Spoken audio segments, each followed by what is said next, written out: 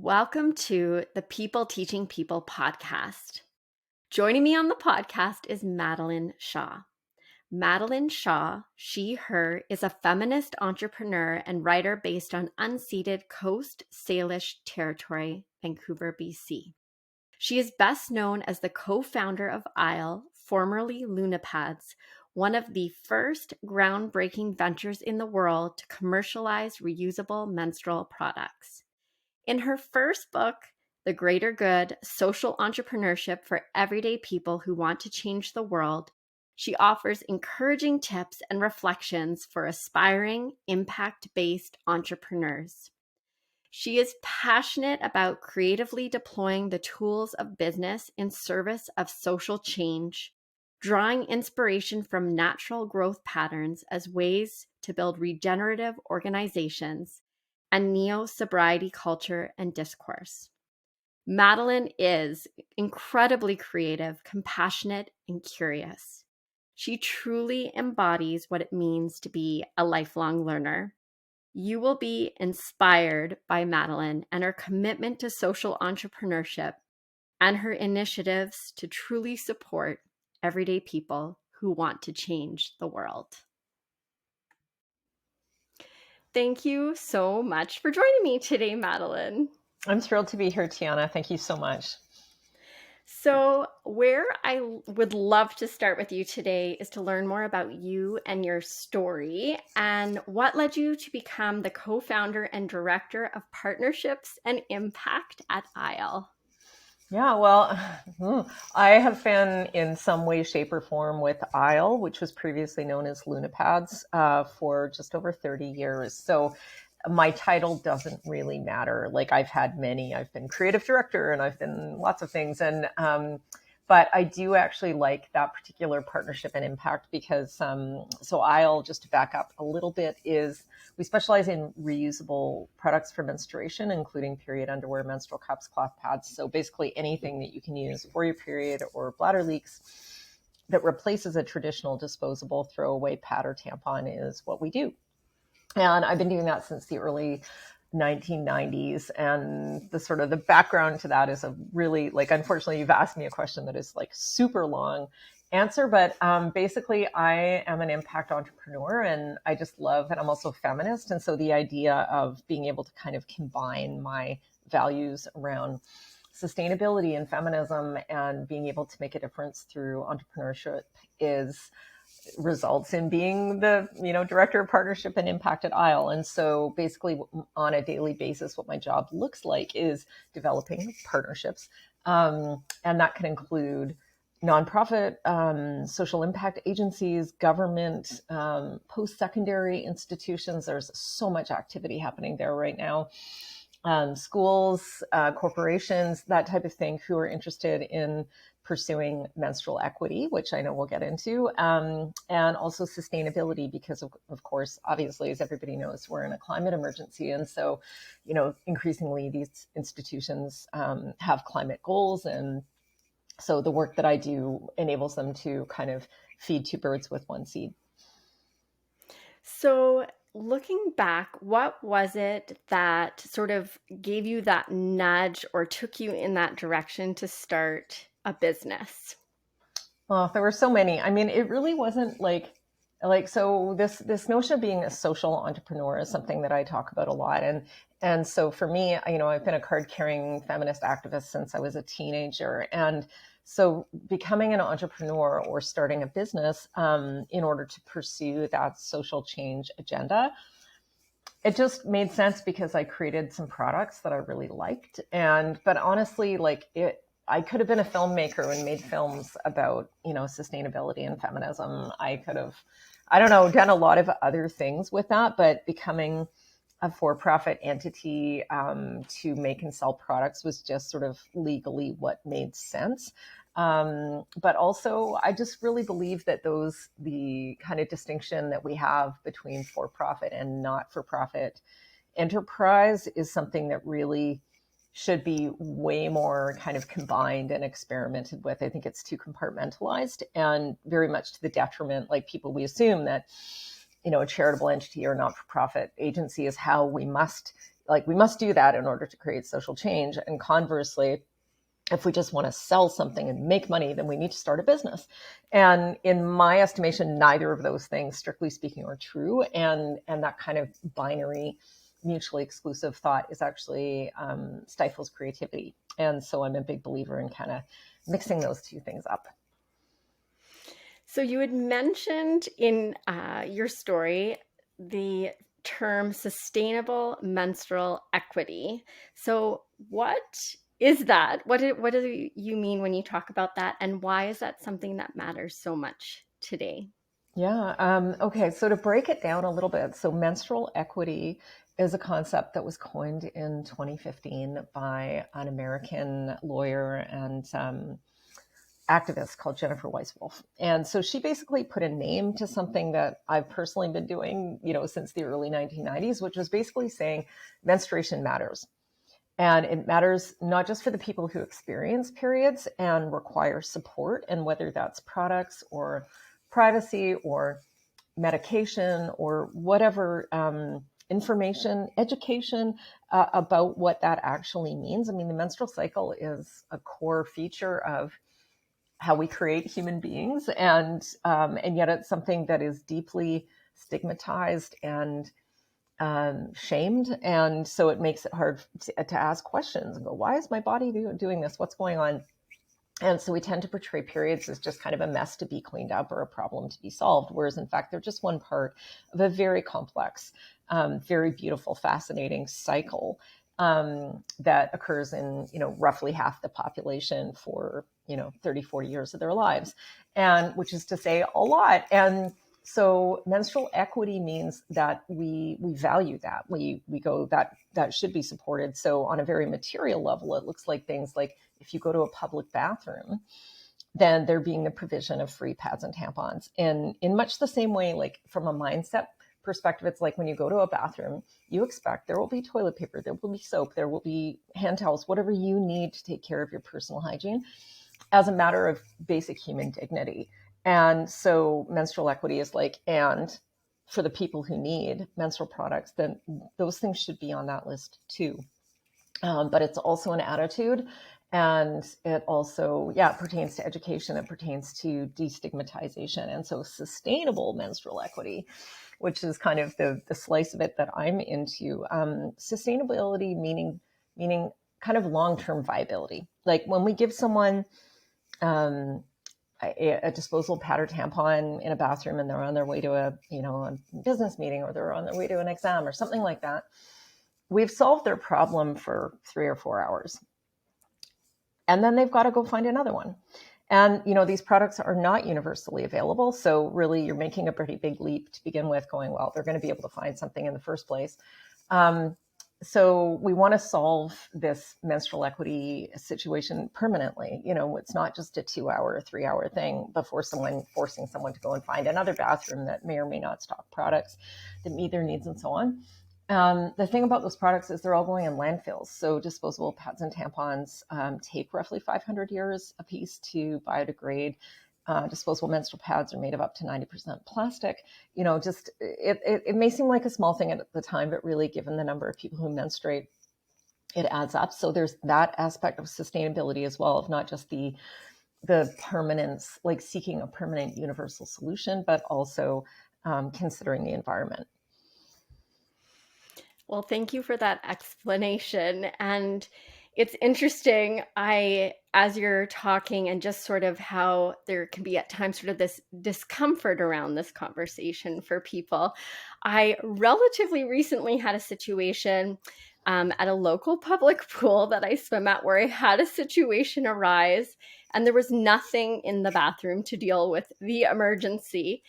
And so I ended up just having to leave and not being able to swim, which wasn't a big deal. But when I came back the next day to engage in a conversation about the situation, just to explain, I paid to swim last time, but I wasn't able to.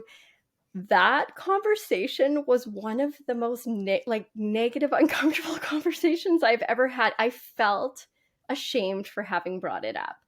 And so the fact that, I'm 44 years old, and engaging in these conversations can feel very uncomfortable. I think about young people making decisions about something that is very much a natural part of their body and wanting to think about things like sustainability and accessibility and asking a lot of good questions about that. It's that moment really made me realize how surprising it is, how difficult and uncomfortable and challenging those conversations still are. I don't think I realized how far we still have to go.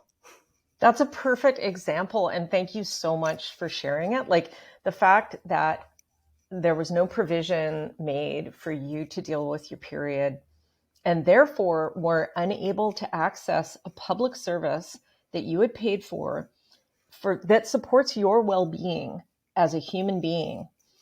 So, it's the same if somebody has to miss a work meeting or a student has to miss a class or like anything, like these things have very real material consequences.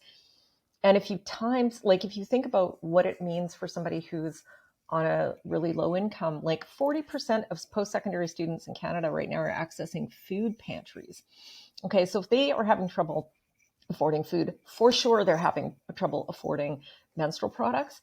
And that is directly affecting their ability to attend class, to pursue their education, to pursue their career. Like they're very, it's not just isolated examples, but add it up and it makes a huge difference. And this is why actually some people even call menstrual equity menstrual justice, to just kind of dial that up a little bit. And I really believe that this is one of the more defining issues of our time in Canada right now. The federal government is paying attention, in BC, the provincial government is paying attention. There are funds being invested into ensuring that marginalized Canadians who menstruate are able to fully live their lives and access these products, because it's not as obvious as many people would think. And so thank you so much for sharing that. And also the vulnerability of that, right? Like going and having somebody kind of maybe not take you seriously, or maybe, well, why didn't you bring your own tampons, lady? Or whatever it was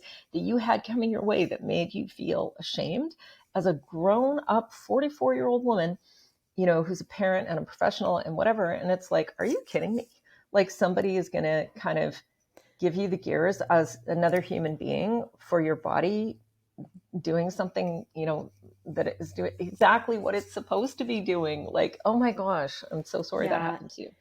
Well, and yes, and I did follow up like after that conversation, because my concern was not so much myself, but it was thinking about other people. Yeah, what if you're And 11? exactly. What if you're 11 years old? Like it was an awkward moment for me as an adult, but for a young person who maybe their period is not as regular or predictable, or they haven't had it yet and it happens all of a sudden. So where's the kindness, the respect, the support, to make sure that they're feeling heard and taken care of and supported? It was really mind-blowing to me. And I so appreciate you speaking about things in this bigger scale perspective. And you're absolutely right. So many people in our communities are struggling right now with the increased cost of everything. And this is a need. It's not a want, it's a need. It allows us to participate fully in all the things that we need to do and want to do. Yeah, exactly. And have the right to do. And that's sort of brings us to the why does this matter now? And it's because never in, as far as I know, history has this been as normalized. Like for all that it's still rough and we're still not there yet. Like, the BC government has legislation in place that says, hey, public schools need to provide these products for students. We've got countries like Scotland coming out and declaring that, menstrual products need to be available for free for all of their citizens.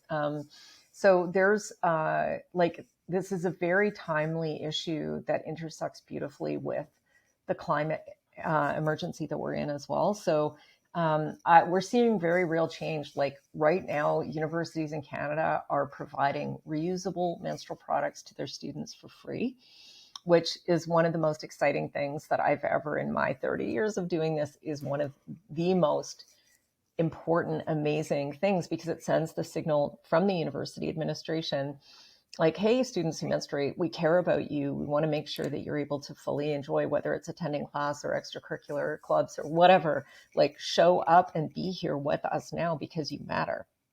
And furthermore, to do it sustainably with using reusable products. I mean, of course, disposable products need to be available for last minute, whatever in bathroom solutions. But by using reusable, sustainable products, which is what the students want for the most part, it sort of solves the problem permanently and sustainably. So there's that. Yeah, and you've kind of alluded to it, but I'm curious to have you expand a little bit more on the role of education in the success of sustainable menstrual equity.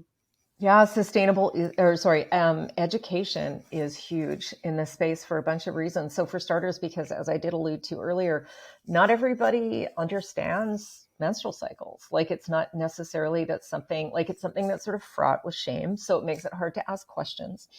The education around it is often very kind of abstract. Like you'll just see sort of a diagram of the uterus and the fallopian tubes and whatever. And it's not actually, it's like, where is this in my body?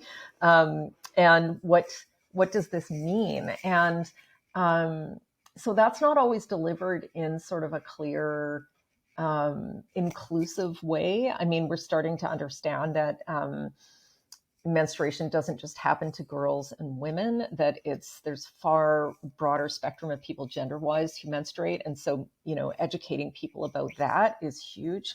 Educating people about the environmental impacts of menstrual products is huge. And then about, as we were just discussing, this menstrual equity. So there's a very political aspect to this, as well as sort of biological and material.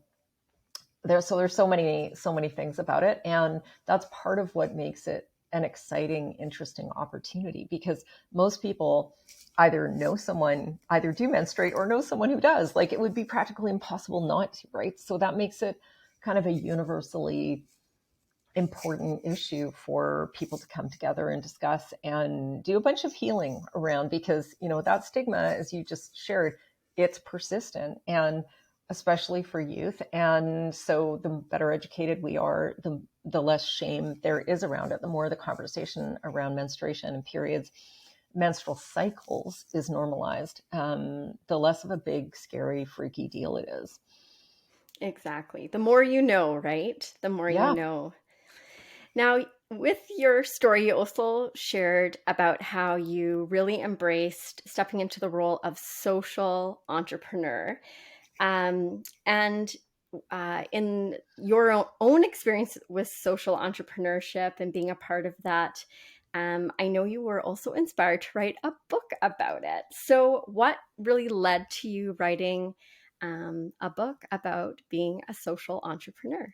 Oh, thanks. I love that question. And yeah, so for folks who are new to the concept of social entrepreneurship, it's really important. They've probably heard of entrepreneurs and they know that they're people who start ventures. But putting the social part first is really important, and qualifying it that way. And basically, it's just shorthand for social or environmental impact. But it's significant because it basically tells you the why behind somebody's, this isn't somebody who's just graduated from MBA school and seen a market opportunity to make a bunch of money. Social entrepreneurs are very different. They're mostly people who have not gone to business school, who have pursued something that they learned about in their own lives, or something that happened very close to them. And so they're devising a solution to address a problem that they see, that basically can make the world a better place, can make the planet a cleaner place. And so in my case, what that looked like was having some problems with disposable pads and tampons in my sort of mid-20s. I was having allergic reactions to them, and sort of combining that with my feminist consciousness and my just creativity, because that's something about me as well. I'm a very creative person. So I started making reusable pads and underwear, and that inspired me to start a venture selling those. So it's a perfect example, because it's like, okay, this really important thing happened in my life, and so it made me want to share it with other people. And in order to share it with other people, I started a company and started making more of them to sell. That enabled me to sell more and make more and so on. So, and what I noticed in my over 30 years now as a social entrepreneur is that I wasn't alone. Like there are actually a lot of people, like even though there's this kind of funny duality out there of a very persistent stereotype of like the tech entrepreneur, and they're raising money and they're going after venture capital and they're scaling and they're, disrupting things and whatever, and down in Silicon Valley. And okay, that's great. But what I saw in my life is people whose ambition was not to scale, whose ambition was to make a difference, and choosing, structures and tools and building relationships and community and financial structures to make that social and environmental impact possible. And so the priorities are very different between mainstream entrepreneurship and social entrepreneurship. And I decided to write a book about it. And the book is called The Greater Good, Social Entrepreneurship for Everyday People Who Want to Change the World, which is, I guess, a short explanation of who social entrepreneurs are. I decided to write the book because I've done a lot of public speaking and a lot of just interviews kind of like this. And I just wanted for it to all be in one place once and for all, of like all the stories, all the things that happened, because now at this point I'm talking about a 30-year career. So it's not a nice and tidy 20-minute, podcast or something. Like there's no way. And also because I love telling stories. Like I wanted to tell the stories, not just of what I had created, but I wanted to show examples of these so-called everyday people who were people of just extremely diverse backgrounds, who became inspired to step outside of who they thought they were. So they thought they were, a scientist or a parent or an educator or an artist or whatever, but they had this idea and they're like, oh, I want to do this thing. So I need to become an entrepreneur. An entrepreneur by definition is somebody who instigates something, is somebody who creates something that was not there before. And it has nothing to do with whether it's for profit or it's nonprofit or whatever. It's a form of leadership and creativity. So social entrepreneurs often, in fact, they always have a personal story behind what their venture is and why they created it. And that's what they're looking for. And that's kind of their why. And that drives their mission and their vision for what they're creating. And so the book is kind of a manual. And you and I will get into this because it's become so much more than just a book. To help people, not only understand what social entrepreneurship is, but to help them find, like almost help them transition from the story they have about themselves now, and the story that they are creating about themselves and need to create as they think about like, oh, I have this idea and I want to do this thing, which is why they pick up the book. So this notion of personal transformation is extremely important in this as well. It's not just a like, here are, 10 steps to creating a social enterprise. Like, yes, that's in the book, but really it's about this journey of transformation and leadership and accessing vision. Well, in your book, I love how you incorporate storytelling and how you share the stories of other social entrepreneurs and their journeys and the ways that they're making a difference in the world. So, who would be maybe one or two of the social entrepreneurs that you admire in particular? I know there's many. And what is the work that they're doing? Yeah, so I'll sort of choose a big name that a lot of people have probably heard of. That's Yvon Chouinard of Patagonia, and so I talked about him in the book, and that was even before he elected to sell or transfer all of his family's shares in this privately held billion-dollar business.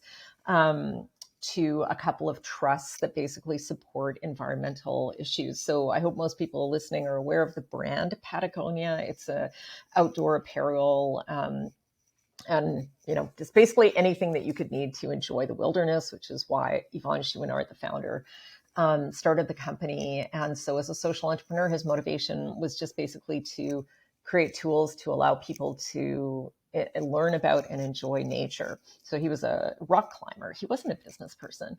And but bit by bit, the brand grew and grew and grew. And is, now today, $1 billion international company. And last year he decided to, rather than selling his company, which is what most people, like, again, this traditional entrepreneurial trajectory is that it's very desirable. Like, you want to exit, you want to sell your company for as much as possible and, have tons of money and go and live your life. And in Chouinard's case, like, he totally could have done that. Like, I shudder to think how much he could have sold his company to Nike for, or something like that, like just huge. But instead, he elected to make this very, very radical move of, instead, he basically said, I have enough money. My family has enough money. Like, I don't need billions of dollars. Nobody does. But we have a planet that needs saving. And so deploying that money that was so available to him, just, oh my gosh. And then turning it into something else to solve, climate and environmental issues. So personally, super duper admire that. To bring it kind of more down to earth, I have a really close friend here in Vancouver, and her name is Patrice Mousseau, and she's an Anishinaabe woman from Northern Ontario, and grew up on a reserve there. And, as an Indigenous woman in Canada, has obviously faced extreme prejudice and bias and just in her life, and overcome addiction. And she's a single mom, and like just so many things that you think, are classically stacked against Indigenous women in Canada. She's absolutely faced all of those things. And anyways, she created, she had a baby daughter and who had eczema that was so bad that her daughter was literally scratching herself, so she was bleeding all over her sheets in her crib. Took her to the doctor. The doctor prescribed steroids, steroid-based cream. And my friend was just like, Patrice was like, I don't, she's a journalist by trade. So here's another great example. Here we go, journalist, right, to entrepreneur, no business school training.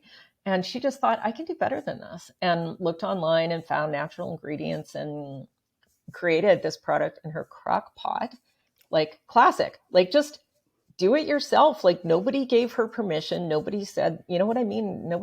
She didn't go to school for any of this, but had the research skills, and just was also just not satisfied with kind of the status quo, and created a product that is now called Satya, that's available at like 1,000 stores across Canada, and used it to successfully treat her daughter. And now the product has helped thousands and thousands of people across Canada and the United States. So yeah, and that's at satya.ca, SATYA. I will make sure to share that in the show notes, and I look forward to having a look myself. What an incredible story. And I can just see, I think it's so inspiring to think about her with her crock pot, creating something to help her child, and then having it be so impactful for others who are also struggling with the same thing. Those are both fantastic stories. Thank you so much for sharing them. Now, I had the immense privilege to work with you in creating a curricular toolkit that aligns beautifully with your book. What led you to want to create this teaching and learning resource, and what was that experience for you like in developing it? Yeah, I love that question. And I loved working with you. And I guess what it raises for me right off the hop, and I know this isn't directly answering your question, but one of the things that I strongly recommend to people is that, like, get super clear on the things that you're good at and the things that you're not good at, and get help. Like, just, I know sometimes we think we need to do everything ourselves and we need to figure it out. And that's a very entrepreneurial kind of trait, but I'm actually not a big believer in it. Yes, get into, figure it out in your crock pot for sure, but you don't necessarily need to figure out, like so many other things, how to build a website or how to, make your book into a curriculum in our case. And so, I mean, I had demand from a bunch of different people. Like, I know a lot of people in kind of the academic space, and now that social entrepreneurship is becoming recognized as something that people are wanting to teach at universities, in incubators, in different types of post-secondary or even secondary school. And there are not a lot of books about it. And some of them are very abstract or academic. And so people really liked that mine, The Greater Good, is very much rooted in, as you said, the storytelling, like, and these examples that, I've lived through and done and created. So It was that, but you know what? Honestly, Tiana, it's evolved into so much more than doing that, and it's it's becoming kind of this workbook vision. So, what you so thoughtfully crafted in the curriculum, I realized that I wanted people, like, in the same way that when you're reading a really good book, you want to write in the margins. So I thought I need to make space for this in order for individuals to be able to use it kind of as a companion with the book. And so that's what it's become through the design process. And I'm so proud of it and so excited about it. We're just, the finishing touches are happening now. But I would say also just this notion of expansion and growth of how I saw myself in the process. Like, just even me becoming a writer was a very big deal. Like going, oh, before my story about myself was I'm an entrepreneur and I sell, period underwear and whatever. But then going, oh, now I'm a writer. And so that was a really important transformation. And so I would say it was just to make it more accessible, and to make just make the experience of the book kind of richer, and to be able to allow people to engage with it, with like all the incredible resources that you harvested and organized. And like, there's so much great material there. And I hadn't kind of gathered it in that format myself, but you did. And I'm so, so grateful. Well, and I can't wait to see the final product. It's I'm so beautiful. excited for that. I can't wait. So, congratulations on adding this additional wonderful piece to your book, and providing another way for people to engage and learn and be inspired to uh, explore social entrepreneurship for themselves as well. Now, I have a question for you, and this is one of my favorite questions to ask. I'm wondering if you have a favorite teacher or learning experience that you have had, and then why would this person or experience stand out for you? Yeah. So the first person I thought of when I saw that question, and I love that question, is a good friend of mine in Vancouver, and who I also write about in the book. Her name is Vanessa Richards. And she is a community engagement specialist. But the form of education that she participates in, and I've seen her lead groups of like hundreds of people, literally. She's best known as a musician. But music is just one of the tools that she deploys to offer an extremely embodied, experiential form of education. And almost helping people, like, it isn't just going, okay, I'm going to teach you about this thing. It's like, I'm going to show you the power of what's inside you and the power of what's in this room with the people that you're sharing this experience with. And anyways, I've seen her. I ran an event series called G-Day that I discuss in the book quite a bit, which was a national event series for adolescent girls and their supporters. And Vanessa generously joined us as kind of an MC for the day, guiding us through this beautiful, like, day-long rite of passage where people are learning, like the girls and their parents are learning about relationship, are learning about finding their voices, are learning about the power of community. And we're doing that through storytelling and movement and dance and conversation. And Vanessa did that many, many times. And just her sense of appreciation and honesty and curiosity were so powerful. And it's a form of love, honestly. Like, this isn't even just like, oh, now I know this new thing. It was like, I have had an experience. So that would be like, she's hands down. It's just such a full spectrum of learning that you really feel emotionally, not just, in your head. Yeah, that emotional piece is often so key in having it be those positive, memorable learning experiences, or those teachers that really have that impact on it. She sounds like a phenomenal teacher. She's amazing. And yeah, no, I believe there's actually even like that idea of creation of emotional memory in adolescence. Like, it's actually a very good way for them to learn that beyond the statistics and beyond the history and beyond all those things, if they can actually associate a positive emotional state with the information that is being conveyed to them, they actually, like, that's how they remember it. Yeah, 100%. It's all about the relationships and that connection and the feelings. It's so Yeah. much more than the content itself. Absolutely. Now, when you look back at your journey so far, which has been an incredible one, what would be something that you're the most proud of? Well, it's interesting. The first thing I thought of too with that is what we were just speaking to. Like, it's the quality of relationships that I have co-created with other people. So, I do not see business as transactional. Like, yes, there are parts of it that need to be transactional, but that's within a container of relationship. And so if you can build that container based on mutual respect and trust and just seeing someone as a human being and not just as their title or what they can do for you or whatever, like it just changes everything. And I believe that not only does it make it a kind of a richer experience in terms of just how it feels to do your work, do your job every day, but I believe it produces better results. Like, if somebody is invested in the vision that you have, if they can find themselves in it, if they believe in it with you, then you're going to get the benefit, not just of whatever the thing that, maybe they're your bank account manager. I don't know. But if it matters to them, they will share your story and they will tell other people about it. And, like, never underestimate the value of doing that, of sharing that. And because it literally changes everything, and it motivates people to support you.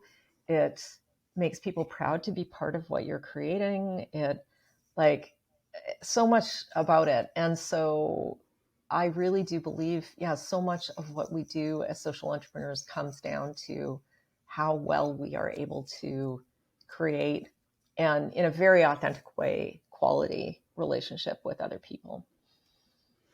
I couldn't agree more. In the field of teaching in general, Yeah.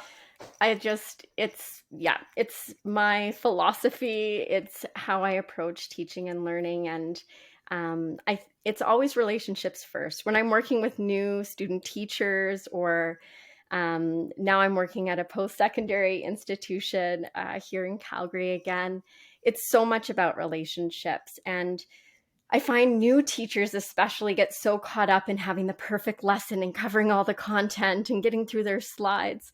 But I always try and remind them to look out in front of them and see the people sitting there, and how are you going to get to know them and connect with them and know them as people beyond the subject matter that you're teaching, and how are you going to make this learning experience really mean something to them beyond the time they're with you in your classroom, like maybe even years to come. My favorite teacher was my grade 2 teacher. That was a really long time ago, but she Look at left such an how, impact. yes, it did. And I think, teachers are uniquely positioned in this relationship space. And I don't know if they always know how impactful they are, and that grade 2 teacher literally changed your life. Like, look what you do for a living. And I love that. And I'm just a huge, and, like, really, we're just having a life experience together. It isn't even necessarily what our goals are, or what we create, or, whatever. It's like, it's the quality of what it feels like to be doing this thing together. Exactly. Now, I have a few rapid fire questions for you. Mm-hmm. What is something that you would love to learn about, or something that you would love to learn to do? Yeah. So I love gardening. It's my favorite hobby. But I don't actually know that much about the science of how plants grow. So botany, in other words. And so I'd love to really get it. Like, I go into my garden and I feel the soil and I plant seeds and whatever, all the things. And I'm super into it, but it's like, I don't really know what's going on. And, like, yes, I know photosynthesis and whatever, but I don't really get the whole, like, from an environmental perspective almost. So And just the way plants grow, I think, is a really interesting metaphor. Like I'm a big fan of Dr. Suzanne Simard. She's a UBC teacher and wrote the book Finding the Mother Tree. And just in her work as a forest ecologist, like understanding how trees actually communicate and share things with one another is extremely, to me, inspiring, right? So how can we use those models of growth as inspirational, as entrepreneurs or as people founding organizations, and even just as communities? Like if you take trees or plants as metaphors for people, we're deeply connected with one another. We have to be, but we perceive one another as being separate. And so, anyways, those are the kinds. I'm very interested in biomimicry as well. That sounds fascinating. A big area with lots of interesting things to learn about, but also very practical. Yeah. What is a place that is at the top of your travel bucket list? Okay, well, I love traveling, and I've had the good fortune to do a lot of traveling in my life. And for me, it's like just the experience of going somewhere that I have not been before. That, like, I'll go anywhere, honestly. Like, I'm kind of into it. And but that said, like, if you're like, okay, I'm gonna give you an airline ticket and whatever to go anywhere, I kind of want to go to Japan and see the cherry blossoms there and the temples. And I'd like to go to Kyoto, and I've never been there. What is a book, podcast, movie, or TV show that Oh. you've enjoyed recently? So unfortunately, over Family Day weekend last weekend, I came down with my second bout of COVID, which was a bummer. And I was complaining to a friend, and I was like, I'm going to have to spend all weekend in bed. And she's like, you have to watch this TV show on CBC Gem called Sort of. Okay. And I was like, okay. Anyways, it is the best TV show I've seen in years. It's beautiful. And it's essentially the story of a non-binary, young, probably 20 something individual in Toronto, their circle of friends, what they're doing with their life, their relationship with this family they work for, their relationship with their parents. Like it's just this amazing kind of, it's a comedy, but it's also a drama. And it's just so thoughtfully and engagingly done. Like I found with TV a lot lately, I don't like the characters necessarily in a lot of the TV shows, or I don't feel sympathy towards them, or I just kind of like don't relate to them. But this show, I just kind of fell for everybody, all the characters in the show, and just their very human struggles and what's going on. And it's funny, and it's set in Toronto, and I literally binge watched it. So yeah, Sort of on CBC Gem, and like this metaphor in a way of this idea of being in transition between, for some people that's a gender thing, for other people that's, moving from one country to another, for another person that's different life stages or adjusting to hard things happening in life, and just realizing like we are all in transition. Life is transition. And the more kind of lightly and compassionately we can hold that, and knowing that that's true for everybody, the better. So I cannot say enough good things about it. I will have to check that out. I've not heard of it. So I guess that was the positive that came out of the unfortunate COVID situation. Yes. Yeah. I got to lie in bed and watch this amazing show that made me laugh and made me cry. And I just loved it. And my last question, rapid fire question, is if you could sit down and have a conversation with someone that you would love to learn from, who would it be and why? Oh my goodness. So the person I have learned the most from in the last, I'm going to say about 5 years, is a woman called Holly Whitaker. And she's an American writer. She is the author of a book called Quit Like a Woman: The Radical Choice to Not Drink in a Culture Obsessed with Alcohol. And she's an essayist, and, she's a podcaster, and she does a lot of things. And anyway, she's just basically kind of turned the field of addiction, sobriety, alcohol, recovery, like just the whole space, like really brought a strongly feminist perspective to it. And just the questioning of like, we've come to believe certain things about all of those ideas. What is an alcoholic? What does that even mean? How do we help people who suffer from alcohol use disorder and so on? And anyways, it really helped me as someone who struggled with what's now called gray area drinking, which is to say, like, I felt like it was a problem, but nobody else did. And, like my, 1 o'clock kind of thing. And just understanding, like giving a vocabulary to that and helping me understand that actually I needed to do things, like I was in an unhealthy relationship with alcohol, and help me overcome the feelings of shame I had about that so that I could get help and, just change it and then tell my story. And similarly to the menstruation thing, like just normalize it. It's like, this is something that happens to a lot of people. It's ubiquitous in our society, but when we're not able to have a kind of an honest, frank, kind conversation about what's actually happening for us, then it makes it really hard to change things. And so I'm so grateful to her, and so great. So I would just love to like be able to say thank you to her, basically. But we'd get into way more than that because we have a lot in common. But yeah, very exciting person. That sounds like a very interesting person to connect with. And it's always nice when there's sort of that personal journey that connects with the people that we admire. Maybe one day you will get to sit down and have that conversation. Oh, I hope so. Yeah, that would be so amazing. And she's just very enigmatic as well. And she's a very kind of complex person. And she sort of reminds me in a way of the Sort of Show. It's like she's sort of messy and sort of intelligent and sort of, all over the place, but somebody who is not afraid to be who they are, I think is the main takeaway there. And that we're, she's not going, oh, I have to fit into this box, or I have to fit in this box because those are the only two boxes. She's like, I'm going to blow up those boxes and make my own. That is a powerful message right there. Yeah.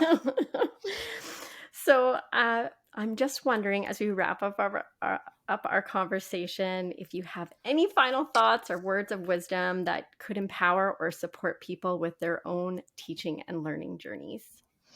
Yeah. I guess the thing that really draws me to just the idea of learning and education is curiosity. And just that feeling, like that open-ended, pure, like the joy of learning in a way that is just expansive. And I feel sometimes like we can get very caught up in, these are the learning outcomes, and these are the goals, and this is the test I have to write. And, I have a daughter who's in grade 12 in high school now, and, you have to assess these things. Like there needs to be formulae and ways of doing things. And I understand that. But for me, like even the conversation that we had earlier about like the value of emotion and how we feel in a learning experience and how that changes it, right? Is really, really important to me. And so I tend to, when I think about learning and education, I think about intuition and emotion and curiosity and just alternative experiential ways of learning that are kind of non-traditional. And I've loved, there's a book I can recommend called Emergent Strategies by an American writer and activist called Adrienne Marie Brown.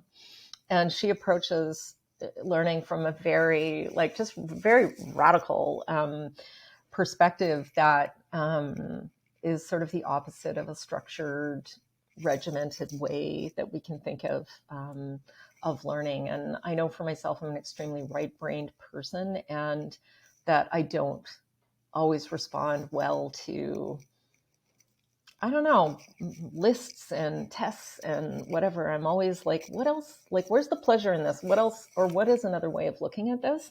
And or being creative with it. So yeah, curiosity is the place that I would point to, and as just almost like a North Star, like does this embrace the spirit of curiosity as opposed to getting the right answer?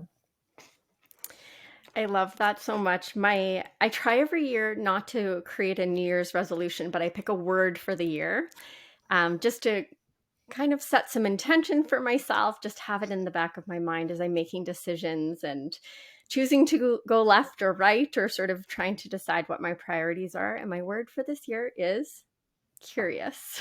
Awesome. Yeah. Yay. Yeah, That's and I'm quite perfect. yeah, I love it so much.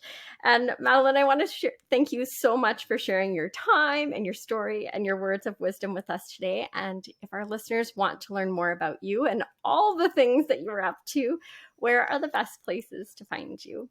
Oh my goodness. There's a few of them now. So if folks are curious about sustainable menstrual products, they can head over to periodisle.com or .ca, and they can go to my website at madeleineshaw.ca. They can follow, I'm in social, Greater Good is probably, or Greater Good Book on Instagram is a good place to look. I personally, the best place for people to find me is actually on LinkedIn. I don't use Twitter, and I don't know. Social media is kind of it's not my best place to shine. I have a wonderful Medium where I publish my essays, and that's Madeleine Shaw Greater Good on Medium, and that's where I publish my essays about sobriety and recovery, and I do some anti-racism work there as well and talk about that. And yeah, I think people should be able to track me down one way or the other. And I just love to hear from people and just, yeah, learn about what they're up to.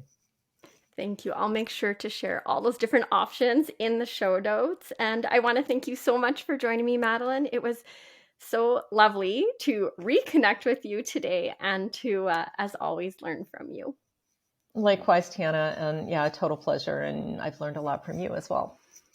Thank you.